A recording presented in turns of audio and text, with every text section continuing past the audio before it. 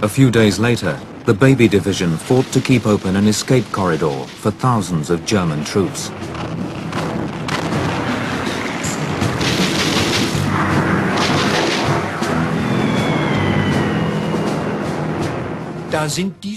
The boys were sent to the firing line. They allowed themselves to be killed in their foxholes. They didn't realize that the war was already lost. They sacrificed themselves for Germany for nothing.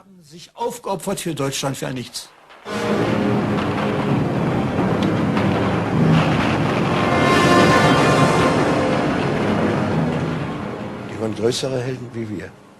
Mit ihrer Dummheit, Unerfahrenheit und Dummheit. They were bigger heroes than us because of their stupidity and inexperience. When you've been at the front and been wounded and have seen the corpses, you know what it's like. They were able to be brave because they didn't think about what could happen. Weil sie nicht überlegt haben, was kann passieren. Within a week, 1,000 boys in the Baby Division were dead.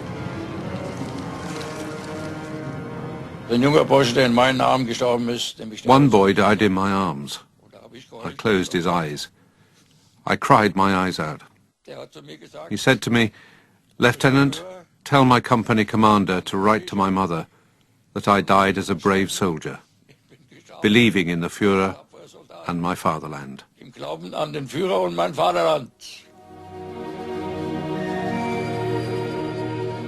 Of the thousands of Hitler Youth boys fighting in Normandy, less than half returned home in autumn 1944.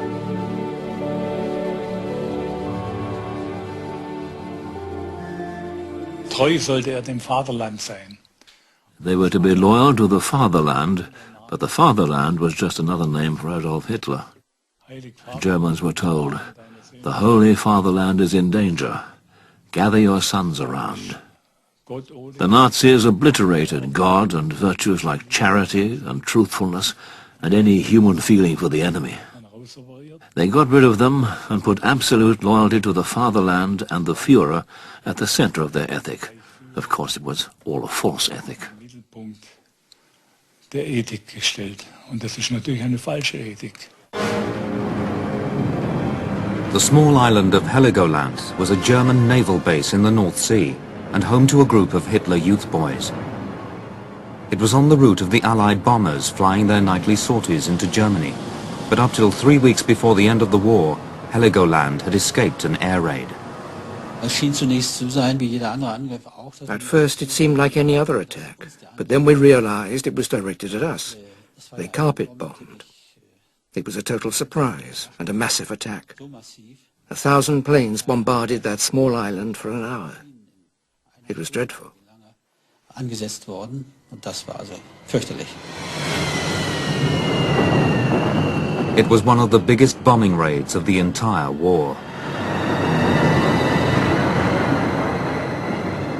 Und dann bin ich in Bombentrichter gefallen.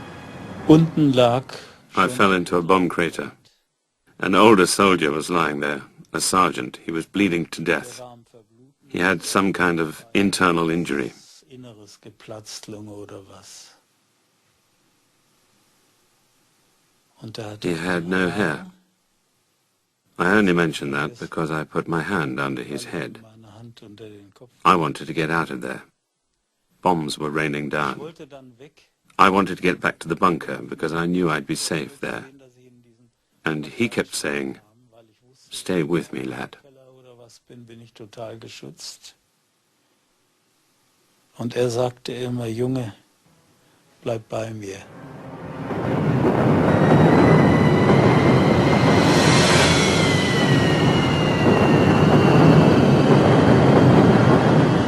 Of the estimated 500 troops stationed on Heligoland, 120 died in the RAF raid. Und als ich dann ins Freie wieder kam, dann sah ich die vielen Toten. When I went outside afterwards, I saw all the corpses. In meiner Batterie, die am Ende The boys in my battery were all dead. They'd fallen where they'd been standing at the start of the raid. Wo sie am Anfang waren. The majority of my classmates perished. Die Mehrzahl meiner Klassenkameraden ist da gefallen.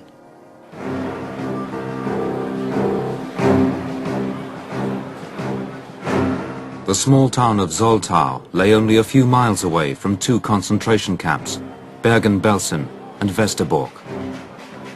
Since 1942, the people of Zoltau had watched goods trains laden with Jews heading for the camps. At the end of the war, the Nazis attempted to hide the evidence of the Holocaust and started transferring prisoners away.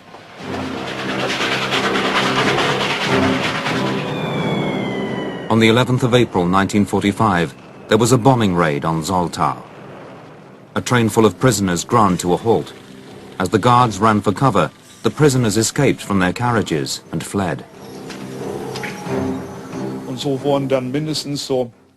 And so at least 40 or 50 Hitler Youth boys were sent out on this very sad hunt to round up the prisoners in the town. Eingesetzt, nun diese Häftlinge hier einzutreiben im Stadtgebiet. These orders were largely carried out, and by the evening about 60 or 70 prisoners had been rounded up. Mindestens 60 bis 70 Häftlinge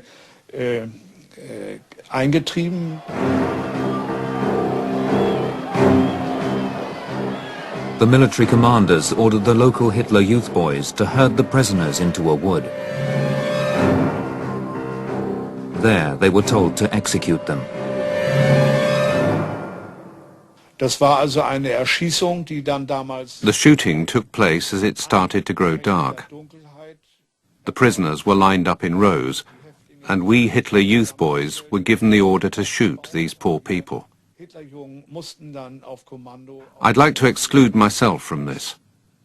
I was not part of the firing squad.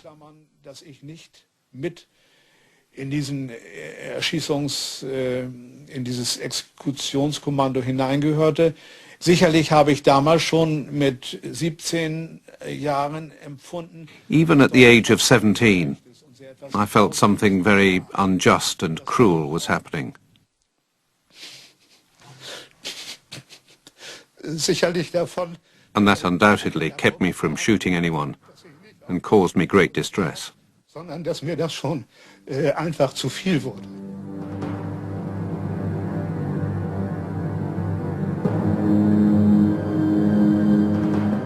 Volker Fischer and his father went to the local party headquarters to demand an explanation. Genau das hat auch mein Vater diese Leute gefragt. My father asked them, "Why is this being asked of children and of my son? Why of them?" They replied, "We want to train the young to become even more tough and not to hold back from any cruelty." That was their attitude. Vor keiner Grausamkeit zurückschrecken. Das war die Einstellung. Only 13 days later, British soldiers discovered the mass grave. More than 90 prisoners had been killed.